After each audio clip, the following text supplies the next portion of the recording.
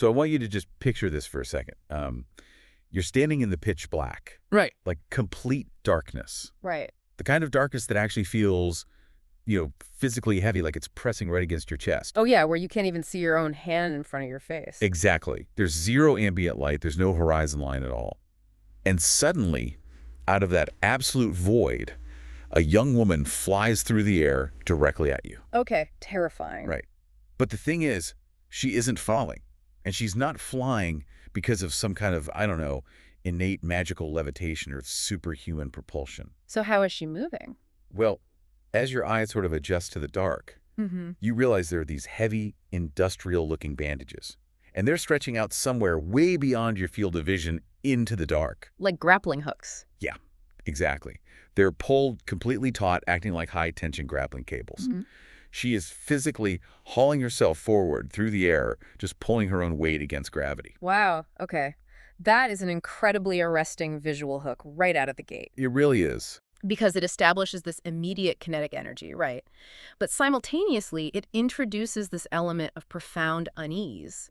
You know instantly that you are dealing with someone who bends the physical rules of her environment, but she's doing it through sheer mechanical force. And it actually only gets more intense as she closes the distance. So as she gets closer, you finally see her face. Yeah. And she looks young, maybe like 25 years old. Okay. But there's this distinct, I guess you'd call it an undefinable weight to her posture.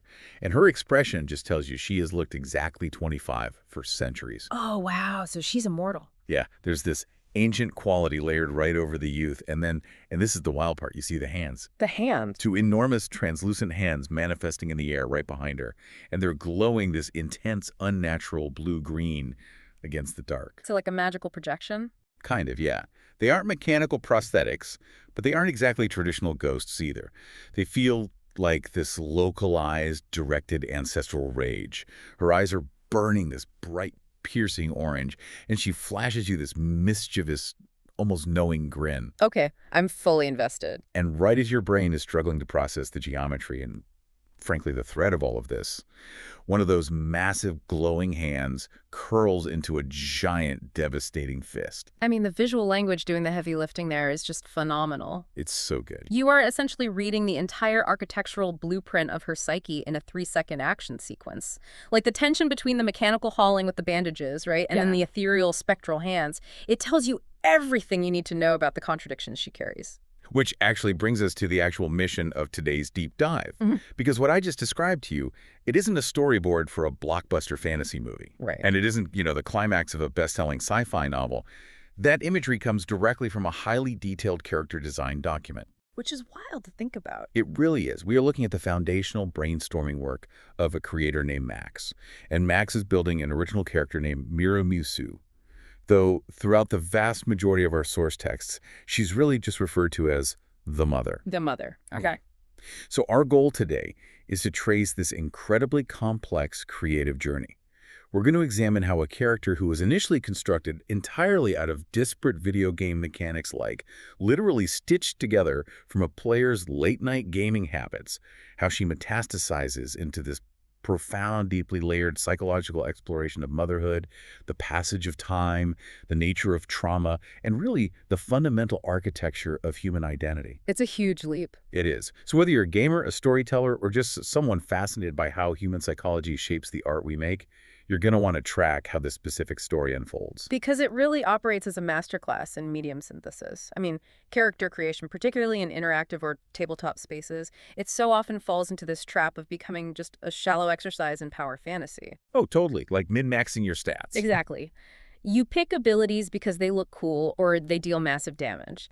But at its highest level, character design is an architectural process. You are building a psychological framework from the ground up, and you're using game mechanics as your load-bearing walls.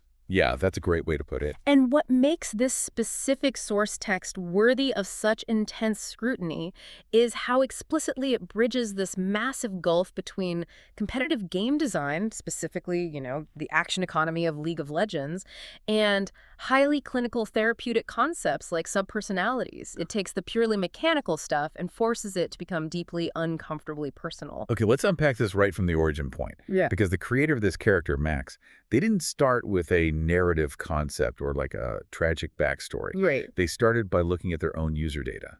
They pulled up their most played champions in League of Legends, and they isolated the top 5. Okay, and who were they? We've got Lee Sin, Vi, Thresh, Amumu, and Heimerdinger.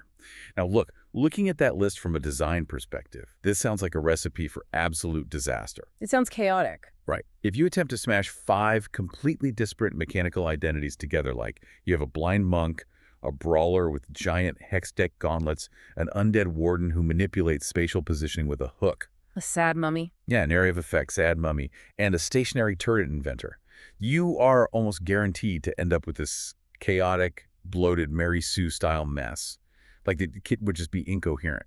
How does a designer actually use that data pool as a viable foundation for a singular, cohesive character? I mean, that skepticism is entirely warranted because the literal translation is exactly the trap most amateur designers fall into. Right, they just mash it all together. Exactly. The amateur looks at that list and says, okay, my character has a sonic wave and mechanical boxing gloves, and they throw a lantern and have a sad aura and build turrets. Which is just nonsense. It's total nonsense. You end up with a Frankenstein's monster of disjointed code that possesses zero narrative soul. But the methodology deployed in the source text here is an exercise in thematic abstraction. What do you mean by that? Well, instead of extracting the literal inputs or the specific spell effects, the creator extracted the underlying feeling, right? The kinetic experience and the psychological pressure of piloting each of those champions.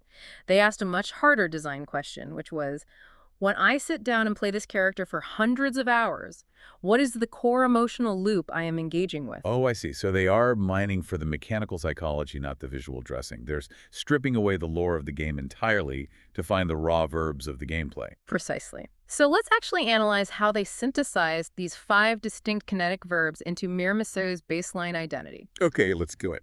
First, they looked at Lee Sin. Now, in the context of the game, he is a martial artist, but the psychological draw-like, the reason a player mains that champion, is what the creator categorizes as flow. Flow. Okay, yeah, that makes sense. Right, because playing that champion requires an understanding of input cadence. You don't just dump all your cooldowns at once and win. You weave basic attacks between abilities. You manage an energy resource. You are constantly repositioning. There's a rhythm to it. Yes, a distinct metronomic rhythm to the aggression. So by extracting flow, the creator establishes Mira Misu's baseline combat posture. She fights with a practiced rhythmic precision. It isn't frantic, it is deliberate. That immediately grounds her, I think. Yeah. Because if she has flow, she has discipline. It removes that chaotic element of just throwing wild haymakers. Exactly. But, discipline alone doesn't win fights, which brings us to the second champion, V. If Lee Sin provides the metronome of flow, V provides the blunt force trauma of impact. Because she's a bruiser. Exactly. Playing a bruiser archetype like V is entirely about the psychology of commitment. When you engage, you do not have the luxury of poking from a safe distance. You have to go all in. You have to commit your physical body to the center of the conflict, systematically break down the enemy's armor, and make their immediate spatial reality deeply unpleasant. So Mira Misu inherits that unyielding forward pressure. When she decides to engage, the flow state is directed entirely toward dismantling you at close range. Which naturally begs the question of how she actually closes that distance, bringing us to the third champion on the list. Thresh. Now, Thresh's entire mechanical identity revolves around his grappling hook, right? Okay. Which dictates the spatial control of the map. Yes, and this is where the design document makes its most brilliant inversion. Because in competitive gaming, a hook is the tool of supreme control because it fundamentally violates the enemy's agency. You pull them out of position. Right, you force them out of their safe spot and drag them into your threat range. But the creator looks at that power dynamic and flips it completely for Mira Misu. She doesn't throw a tether to pull you to her. She uses her reinforced bandages to pull herself to you. She essentially turns her entire body into the projectile. Oh, wow. That completely shifts the narrative weight of the mechanic. Because pulling someone to you is an act of domination, right? Almost like a predatory trapping motion.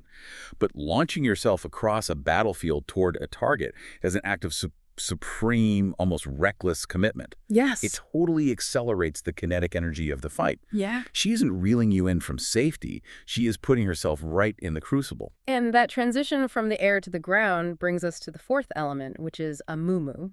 So Amumu's core identity revolves around an area of effect aura, an ambient threat. The sadness aura. Right, the crying. But the creator translates this into the curse. Once Mira Misu hauls herself into your immediate proximity, the simple reality of her undead nature becomes a localized environmental hazard. Wait, really? How does that work? Well, metal begins to corrode, bones become brittle, old injuries flare up. She doesn't even need to strike you to begin weakening your structural integrity.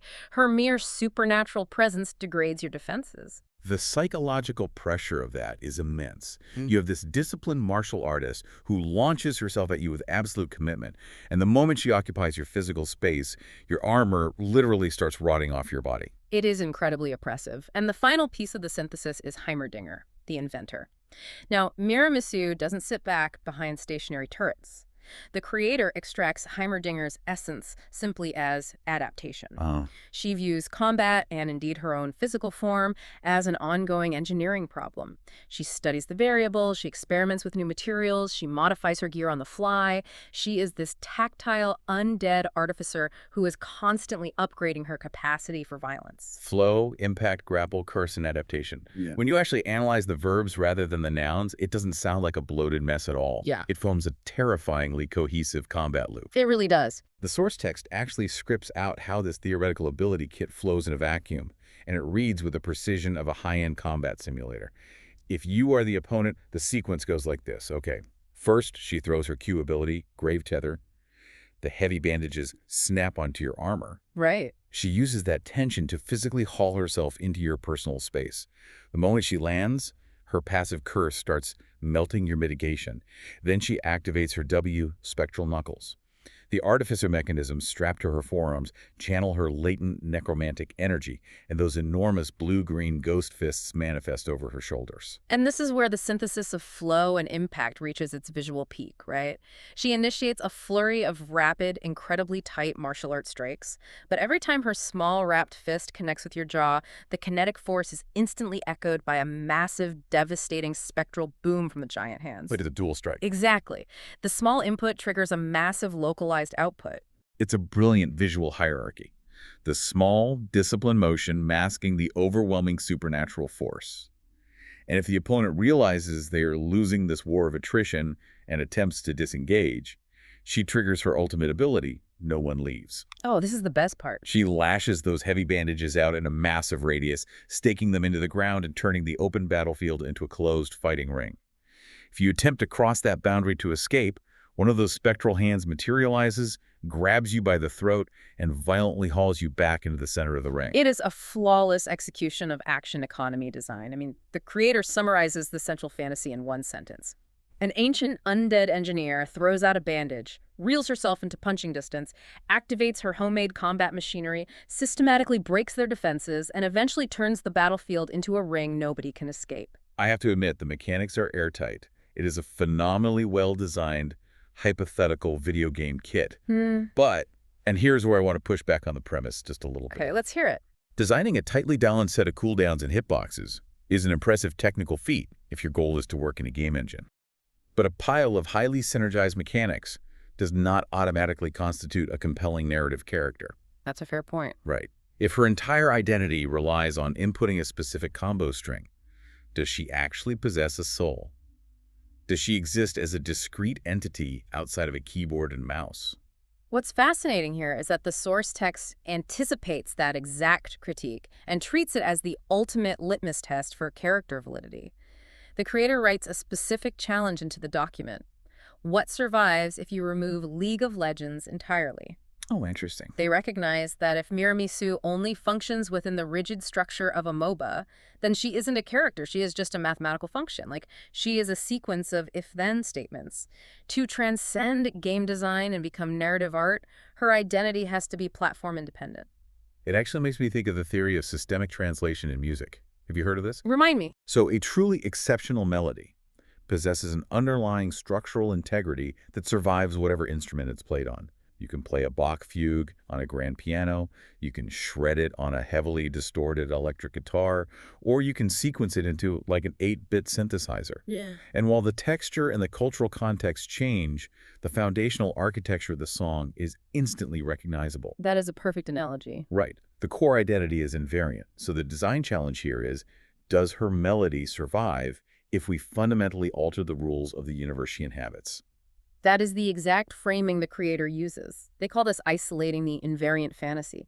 If you strip away the digital infrastructure, the mana pools, the cooldown timers, the specific button maps, what irreducible core remains? And what do they define that as? The text defines her invariant fantasy as this: an undead engineer who violently closes distance, systematically degrades defenses, and spatially traps her foes while projecting overwhelming ancestral force to mirror her strikes. The document then explicitly stress tests this fantasy by dropping her into radically different gaming paradigms to prove her narrative durability. Let's follow that stress test, because the shift from a real-time, fast-twitch action economy to a turn-based narrative engine is brutal. How does she function in a tabletop setting like Dungeons & Dragons? Well, in a tabletop role-playing game, the concept of a Q or W ability is meaningless. You are dealing with turn orders, dice probabilities, and narrative roleplay. But the creator points out how seamlessly her identity maps to the system's existing architecture, specifically a reborn astral self-monk multi-classed with an artificer. Oh, that fits perfectly. Right, because the astral self-monk literally allows a character to project spectral arms to conduct unarmed strikes using their wisdom modifier rather than their physical strength. But what makes this translation profound isn't just the mechanical fit, it's the narrative justification. How so? In a tabletop setting, her lethality doesn't stem from being a genetically gifted brute. It stems from the fact that she has had centuries to practice the exact same sequence of movements. She has thrown that specific jab 1,000,000 times across multiple human lifespans. Her power is a function of attritional time. Oh, wow. So the mechanics become a vehicle for her backstory.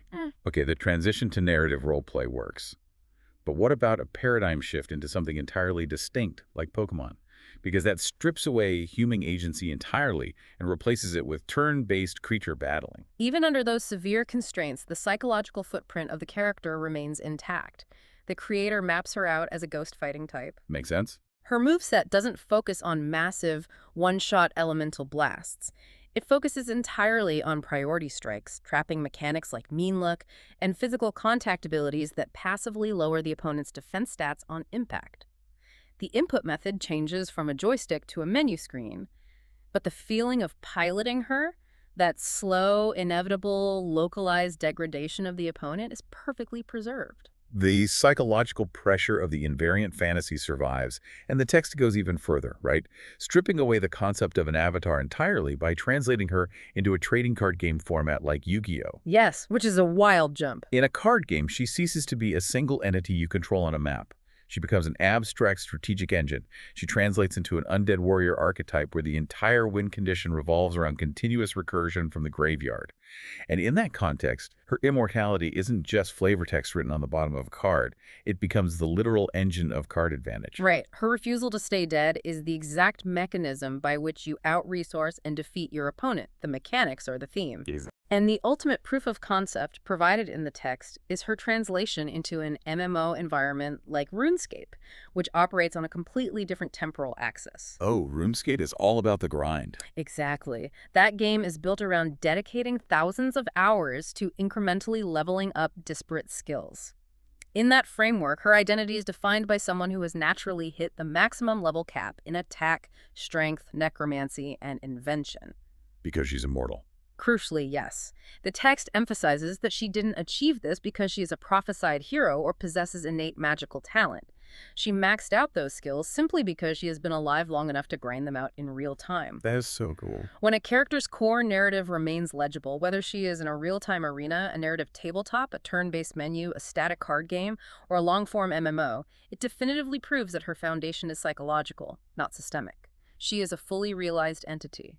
And tracing her through all those different environments highlights the one inescapable reality that anchors her entire existence. Whether it's the centuries of muscle memory as a monk or the maxed out skill trees in an MMO, all roads lead back to her relationship with time. She is immortal. But the source document's approach to her immortality is incredibly granular. We are dealing with an anatomy that has existed for centuries, but is physically frozen in the state of a 25-year-old woman.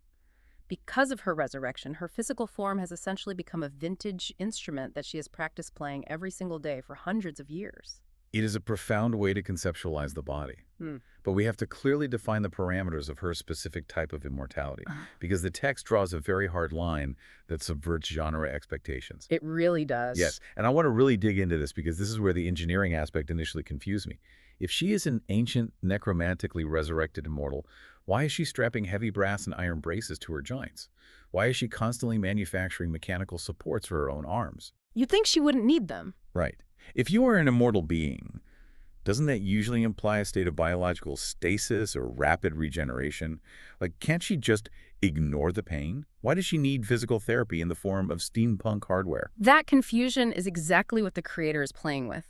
The source text explicitly states a core rule for her existence. Undying does not mean invincible. She does not possess a miraculous, instantaneous healing factor. No, she doesn't. Not at all. If you cut her, she doesn't knit back together in seconds. She can be beaten, she can be knocked unconscious. Her ligaments can tear under extreme strain, and her bones can shatter if struck with enough force. The only supernatural advantage she possesses is that death, as a permanent state, simply refuses to hold on to her. Her biological clock is stopped, but her vulnerability to physical trauma is entirely intact. Which means she feels every single consequence of her actions. Every single one. She is not immune to pain. She is merely intimately, exhaustively familiar with it. And that prolonged exposure to physical trauma creates a highly unnatural psychological relationship with her own anatomy. How so? Well, the text suggests she routinely pushes her physical chassis far beyond the limits of human preservation. She will intentionally shatter her own knuckles or tear her own rotator cuff to secure a tactical advantage. Not because it doesn't hurt, but because she possesses the grim certainty that she will eventually wake up and survive the damage. That completely recontextualizes her reliance on technology. It isn't just a quirky aesthetic choice to make her look like a cool artificer. No. The gear is a hyper-pragmatic response to the compound interest of centuries of bodily wear and tear. Exactly. If you throw punches with absolute maximum force for 100 years, your wrist joint is going to structurally fail. So she builds a brace for it. 50 years later, when the repetitive stress shatters that brace, she studies metallurgy, refines the alloy, and builds a better one. It's just constant iteration. Right. When the supernatural recoil of manifesting giant spectral hands begins dislocating her shoulders, she engineers pneumatic shocks to absorb the kinetic blowback. The machinery strapped to her body is a living historical record of her injuries. As the text brilliantly puts it, her current gear is simply version 347 of the same problem. Yes. Her body is an ongoing maintenance project, and this acute awareness of her physical limitations fundamentally dictates how she navigates space. You do not survive centuries of hand-to-hand combat by moving like an action movie star. You'd burn out. Exactly. The creator describes her physical presence as that of an ultimate, chronologically cumulative mixed martial artist. Try to conceptualize a fighter who possessed the luxury of time to spend 50 consecutive years doing nothing but perfecting the geometry of their footwork. 50 years just on footwork. Wow. Then they spend the next 40 years dissecting the mechanics of grappling. Another century exploring the leverage points of the human skeletal system. When a modern discipline like Brazilian Jiu-Jitsu emerges, she doesn't have to start from scratch. She simply integrates its specific ground mechanics into a foundational knowledge base that spans empires. The compounding advantage of that is terrifying. It means her fighting style isn't based on aggression. It's based on an encyclopedic database of human physical failure. It results in a physical language the text describes as unnervingly economical. There is zero wasted energy. If an opponent swings a heavy weapon at her head, she doesn't execute a dramatic backflip to evade it. She simply shifts her weight exactly 3 inches to the left. Just enough to miss. Exactly. The blade misses her nose by a millimeter, but a millimeter is mathematically sufficient. That supreme economy of motion, that absolute absence of panic, is how the creator visually communicates to the audience that they are looking at an unimaginably ancient entity without having to draw a single wrinkle on her 25-year-old face. The age is entirely in the efficiency. It's an incredibly elegant piece of character design. But the implications of that efficiency point to a much deeper underlying psychological framework. Her absolute reliance on modern engineering to maintain her body, her eagerness to adopt new martial arts the moment they're conceptualized in the zeitgeist, it reveals something deeply unusual about her relationship with the forward march of time. It does, and it serves as a massive subversion of one of the most tired tropes in speculative fiction. We're all deeply familiar with the archetype of the ancient immortal. Right, the brooding vampire archetype, the Exactly. ancient being sitting in a decaying Gothic manor, complaining that literature peaked in the 18th century, refusing to understand how a smartphone works, and feeling profoundly alienated by the speed of modern society. The immortal whose entire personality is built around mourning the past. Yes, the immortal as an avatar of static nostalgia. But Mira Misu is constructed as the exact antithesis of that trope. She is aggressively, almost desperately fascinated by the modern world. Yeah, frame it from her perspective. She was born into a brutal, low-technology medieval society. Over her extended lifespan, she has watched candlelight yield to the miracle of the electric grid. She has watched the grueling labor of horseback travel be rendered obsolete by the steam engine and then the combustion engine. She has watched absolute monarchies crumble into representative republics. She's seen it all. To her, modern technology isn't an alienating force that isolates her. It is a series of miraculous, tangible solutions to the problem of existence. If someone invents a high-pressure locomotive, she immediately wants to deconstruct the engine block to understand the thermodynamics. If medical science pioneers mechanical prosthetics, she instantly begins applying those principles to reinforce her own combat style. She doesn't view the future as a threat to her identity. She views it as an expansive toolkit. She sees a new invention and thinks, how can I integrate this into my survival? Precisely. But if we connect this to the bigger picture laid out in the psychological profile of the text, there is a distinctly dark, almost traumatic undercurrent to this relentless adaptation. I can imagine. Consider the immense psychological toll hidden beneath her competence. She has outlived the utility of her own knowledge time and time again. She might spend 3 decades mastering the nuances of a specific language, only to watch that civilization collapse, leaving her fluent in a tongue that no living human speaks. That's devastating. She spends a century perfecting a physical craft, and then the Industrial Revolution arrives, and a factory renders her hard-won skill economically obsolete in a matter of months. She memorizes the complex legal codes of a sprawling empire, and then that empire is wiped off the map. She forms deep emotional bonds, watches her friends age, deteriorate, and die, while she remains frozen in amber. And she has to repeat this cycle of accumulation and absolute loss for centuries. The compounding grief of that is difficult to even conceptualize. You aren't just losing people, you're losing the context in which you understand the world. It breeds a highly specific, deeply ingrained trauma. And that trauma manifests as a subtle but overpowering psychological drive. She absolutely refuses to become She obsolete. won't let herself be forgotten. Right. She refuses to allow herself to become a dusty relic preserved in a historical museum. Over the centuries, she has subconsciously internalized a terrifying equation. She equates her immediate practical usefulness with her right to exist in the world.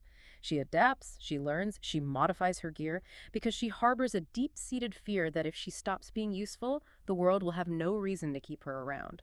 Her forward momentum is fueled by the terror of being left behind. That fear of obsolescence completely recontextualizes how we are supposed to interpret her physical appearance. The source document includes a fascinating breakdown of her visual semiotics, dividing her character design into 3 distinct chronological reads for the audience. Cute, spooky, dangerous. I love this part. It layers the psychological narrative directly into how you perceive her upon first glance. Walk us through the mechanics of those visual layers. So the initial read from a distance is cute. She maintains the appearance of a young woman. She has highly expressive eyes, a slightly messy utilitarian haircut, and that trademark mischievous grin. She has a lean, athletic, but fundamentally normal build. She looks approachable. Exactly. There is an undeniable approachability to her. This is critical because, as we will explore shortly, her origin is incredibly grounded. She was once just a normal young mother in a village. The creator intentionally avoided designing her to look like a grotesque rotting zombie or a terrifying demon.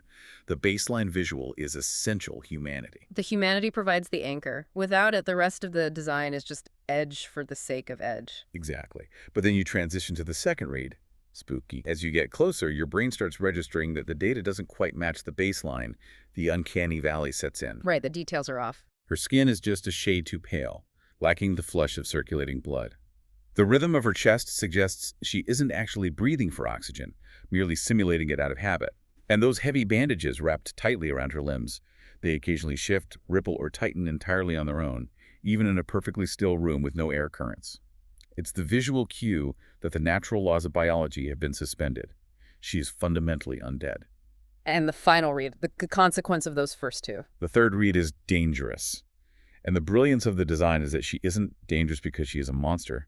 She is dangerous because you finally register the hypercompetence. Ah. You watch her execute that unnerving 3-inch evasion. You see the heavy brass bracing bolted over her joints, and you realize the sheer amount of kinetic force she must be generating to require that much structural reinforcement. But crucially, amidst all this aggressive modernization, amidst the industrial gears and the mechanical adaptation, the text points to the one element of her design that she fiercely, stubbornly refuses to modernize. The spectral hands. Yes, the glowing, blue-green, translucent ghost hands that manifest over her shoulders. Given her engineering prowess, she could easily construct massive, pneumatically powered steel gauntlets to multiply her striking force. It would fit perfectly with her artificer aesthetic, but she actively chooses not to. Because the spectral hands serve as the vital thematic anchor to her true origin. Those hands are the physical manifestation of obsolete necromancy. They represent her lost ancestry. They represent a culture that was violently targeted for erasure, and they represent her unbroken connection to the dead. It's a refusal to let it go. Exactly. The text establishes a beautiful dichotomy.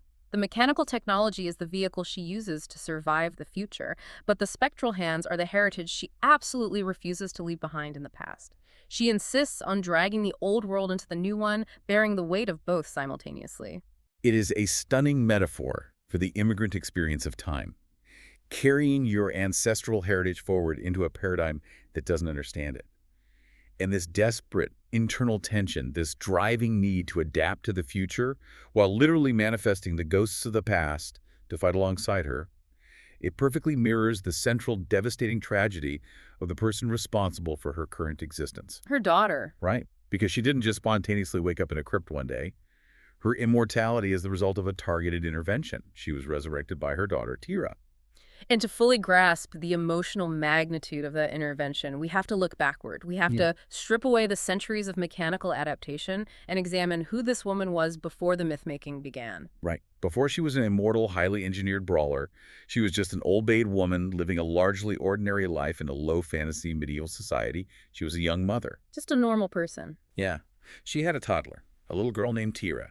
She wasn't fighting in grand cosmic wars. She fought to protect her immediate community, utilizing foundational hand-to-hand combat and minor localized ancestral magic.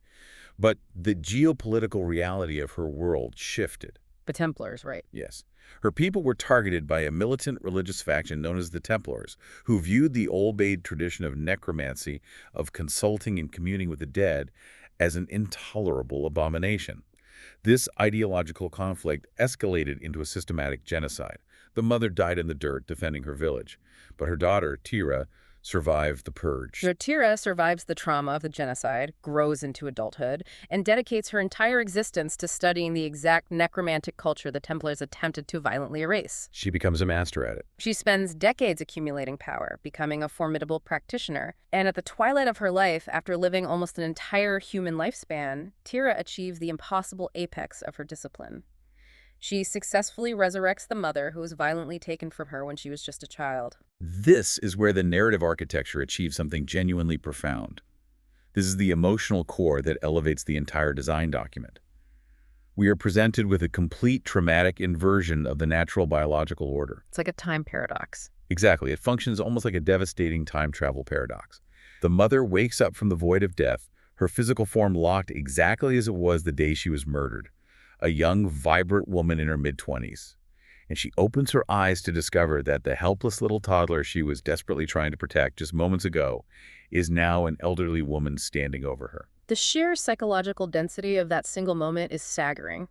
If you attempt to process the cognitive dissonance from both perspectives, it breaks your heart. It really does. For the mother, the passage of time was instantaneous. The terror of the Templar raid, the pain and the fatal blow, and the darkness of death were merely a prologue to waking up on an altar. But for Tira, 60 or 70 years of ground passed. The whole lifetime. Tira has experienced the entirety of human existence. Childhood development, adolescent rebellion, the crushing weight of grief, the formulation of a belief system, grand adventures, deep loves, and profound losses, all without the guidance of her mother. The mother wakes up and is immediately confronted with reality that she has missed the entire narrative arc of her child's life. And the jarring reality is equally destabilizing from Tira's perspective. Tira spent her entire conscious life looking backward. She has spent decades meticulously constructing and idealizing a memory of a mother whose actual face she could barely even recall anymore, save for those defining, burning orange eyes. Right, she built her up in her head. And then suddenly the necromantic equation balances. The spell works. But the entity that sits up on the altar is not a memory. She is not an idealized, static ghost that Tira can safely project her unresolved childhood trauma onto. She's a real, complicated, messy, breathing person. And the fundamental terrifying truth about living things is that the moment they are alive, they begin to change. The source text labels this specific transitional phase of their relationship as resurrection as birth, which is a brilliant conceptual inversion. I love that phrase. In the natural order, a parent brings a child into the world and assumes the responsibility of introducing them to the mechanics of reality. They teach them language, they explain the weather, they protect them from danger. But in this scenario, the elderly daughter is forced to act as the shepherd to her chronologically young mother. It's completely flipped. You have to imagine the profound surrealism of those early conversations. The mother points to a steam engine and asks, "What is that?" And Tira, her child, has to explain the concept of industrial locomotion. Tira has to introduce her mother to the existence of electricity, the function of light switches, the concept of a photograph. There is a deep, unexpected sweetness to it. The text notes that because the mother is inherently driven by curiosity rather than the fear of the unknown, this phase of the relationship is largely joyful. Which is nice to hear. It is this exact dynamic that sparks her centuries-long obsession with engineering and mechanical adaptation. Her daughter performs a miracle to give her a second life, and the mother's immediate response is to look at the future and find something useful to do with it. But underneath that joy, the text outlines a brutal mounting tension. I want to challenge you, the listener, to really sit with this emotional hypothetical. Let's do it. Imagine that you have spent your entire life defined by a singular catastrophic loss. Your entire identity is built around the architecture of your grief. You finally manage to perform a literal miracle and pull the person you lost back across the veil. And slowly, day by day, you realize that they are a separate, sovereign human being with their own evolving desires. They aren't who you remember. Exactly. The mother starts tinkering with complex machines that Tira doesn't understand. She develops entirely new philosophies of combat. She forms strong opinions on political systems that didn't even exist when Tira knew her as a child. She ceases to be the comforting, static ghost from Tira's childhood. She is actively becoming someone new. That's terrifying for Tira. Tira is forced to confront a terrifying paradox. In bringing her mother back to life, she runs the risk that her mother will change so much that Tira will lose the specific version of her she spent her whole life trying to recover. And the tragic trajectory of their story dictates that this reunion is only temporary. They are granted this brief, incredibly intense window of time to know each other as adults, but the grand narrative of Tira's life eventually demands that she leave her mother behind yet again. Yes. According to the extended lore established in the Creator's Campaign, Tira's narrative arc does not end with her life as a mortal necromancer. She eventually achieves a state of divine ascension. She becomes a god. Tira literally transcends the mortal plane and becomes a goddess of peace. In doing so, she departs the physical world, leaving her resurrected mother behind to navigate existence as an immortal, undead entity bound to the earth. Which introduces one of the most fascinating narrative prompts in the entire document. The grand cosmic quest concludes. The overarching plot of the campaign is resolved. The daughter has literally ascended to the heavens to join the pantheon. What does the mother do when she wakes up the next morning? It is the ultimate question of narrative agency. Once you are no longer the crucial supporting character in someone else's epic hero's journey, who are you? Right. She is forced to construct an identity that belongs entirely to herself. She cannot spend eternity acting as a footnote to Tira's mythological ascension. So the years pass, decades compound into centuries, and she is forced to watch from the dirt as her own child is slowly abstracted into myth by the rest of the world. I genuinely love the vein of dark humor the text injects into this specific dynamic.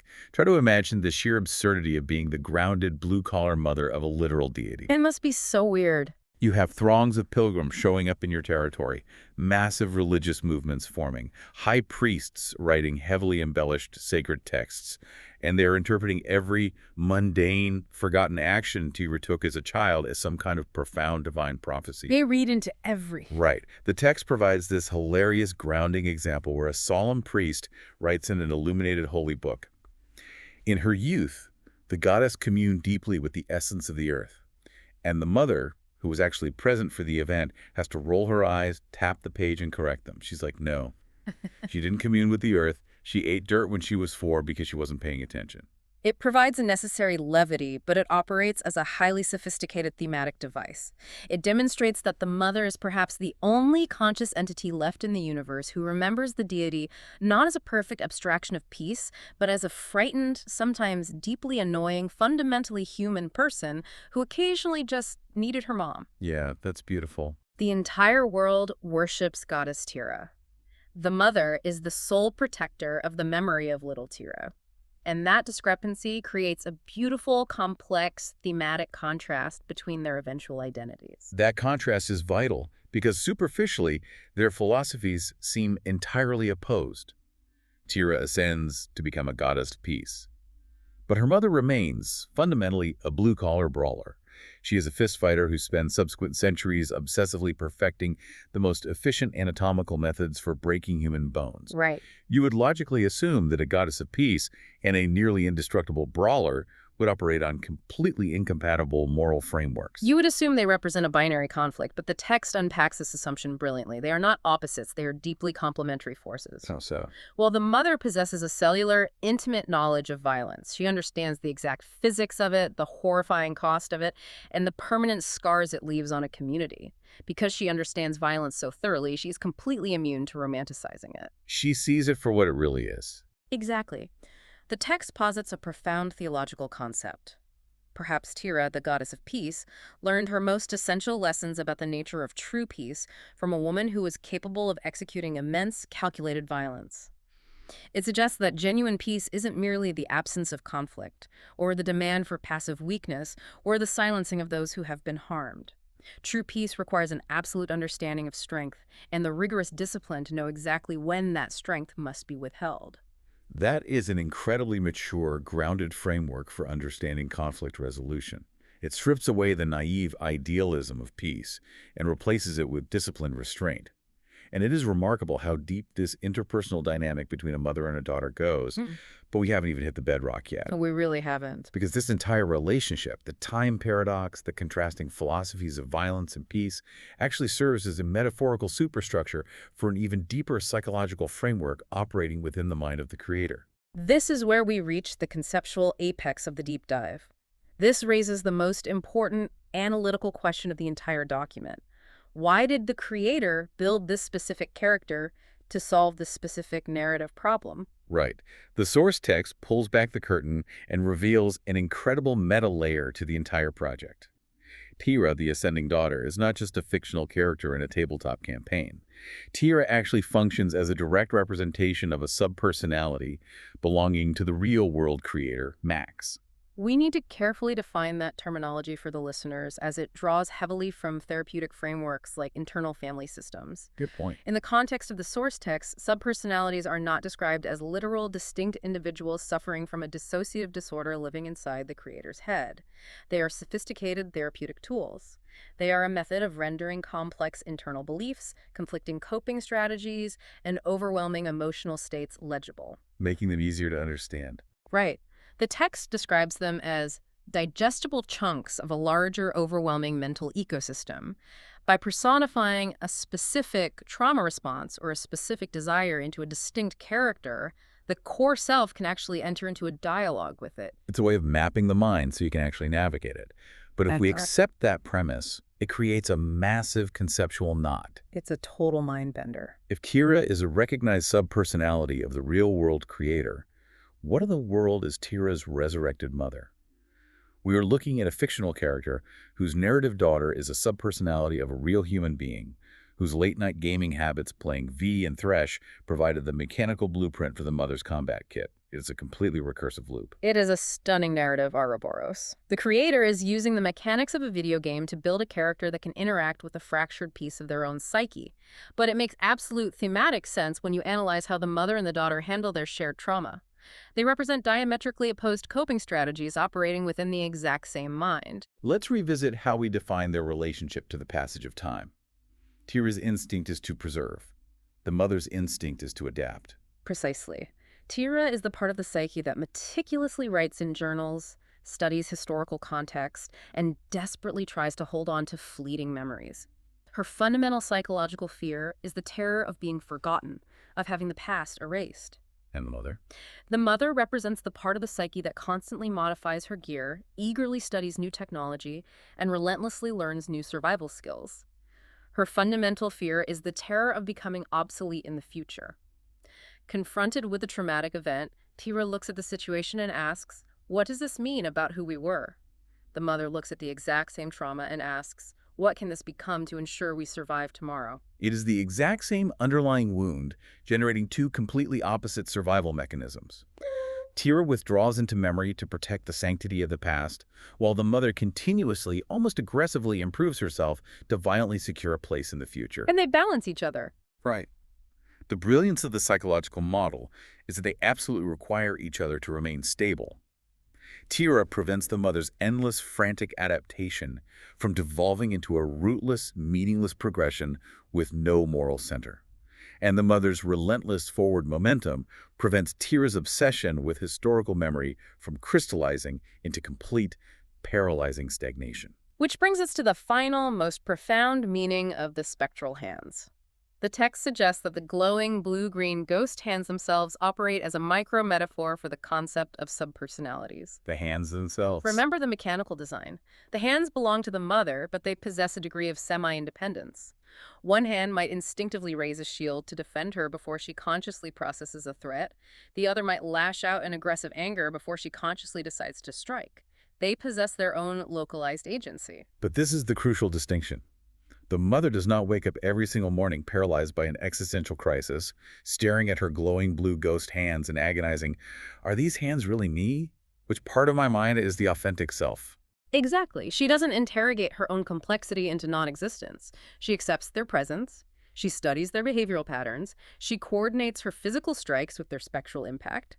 She might occasionally get frustrated when they act out of turn, but she fundamentally trusts them to protect the system. They function as a unified, if complicated, whole. That's a great takeaway. And that is the ultimate therapeutic lesson of integrating your own subpersonalities or conflicting emotional states. The objective of mental health is not to violently force every contradictory emotion into one flat, undifferentiated, easily digestible identity. True integration is about allowing the distinct, messy parts of yourself to cooperate, to possess their own history, and to act in concert toward survival. Which brings us to the ultimate unifying realization of what resurrection in this specific story actually signifies. We have journeyed all the way from analyzing how to mathematically combine Lee Sin's kinetic attack speed with Thresh's spatial grappling hook to arriving at a profound philosophical thesis statement regarding human identity, continuity without stagnation. It is a breathtaking evolution of a design concept. Tira eventually arrives at a heartbreaking but incredibly beautiful realization regarding her decision to resurrect her mother. She confesses, "You didn't bring me back to live, not to be remembered." Wow. In the context of this psychological framework, resurrection was never about preserving the past perfectly in amber. It wasn't about recovering a pristine lost memory and keeping it safe and static on a shelf. True resurrection was about gathering whatever fractured pieces managed to survive the initial tragedy, dragging them into the harsh light of the present, and granting them the absolute permission to become something entirely new. Granting what survived the permission to become something new, that is an incredibly potent way to view healing. And the creator concludes the source document with one final, perfect vignette that illustrates exactly where this philosophy leaves the mother. Paint the picture for us. Centuries have passed since the resurrection. Her daughter has successfully ascended and operates as a literal deity in the cosmos. And an inquisitive pilgrim approaches the mother, asking her what it feels like to bear the existential weight of being the mother of a goddess. Such a loaded question. Right. And the mother doesn't launch into a grand theological monologue. She doesn't wax poetic about destiny. She is entirely preoccupied, busy adjusting a highly complex experimental pneumatic mechanism strapped to her wrist. Her giant blue-green ghost fists are floating patiently in the air behind her, acting as a counterbalance. She just casually glances up from her engineering work and replies, "Oh, Tira, she's doing fine. Now hold still. I need to see if this calibration works." I love that. She has completely, utterly reclaimed her own narrative agency. She is no longer a ghost, and she is no longer a footnote in someone else's mythology. She is fully, vibrantly engaged in the present moment. It is the perfect narrative conclusion for her journey. But we don't want to end this deep dive just by looking at her. We want to turn the lens back onto you, the listener. Think about the architectural structure of your own history. Think about the person you were 10 years ago, or even 5 years ago. We so often treat our past selves exactly the way Tira initially treated her mother. We treat them as a static, inflexible memory. Like they're frozen in time. Exactly. We view our past self as a ghost that we are either trying to obsessively, perfectly preserve because we peaked, or a ghost that we are desperately, frantically trying to run away from because we are ashamed. But if our past selves are fundamentally just subpersonalities still living inside our current mental ecosystem, if they are the spectral hands floating patiently behind us, then perhaps we are making a grave mistake by aggressively trapping them in the past. So the question we want to leave you with today, the thought to carry with you as you step out of the dark, is this. If you possess the power to resurrect the person you used to be, right here, right now, would you ruthlessly force them to remain exactly as you remember them? Or would you finally muster the courage to give them permission to change right alongside you?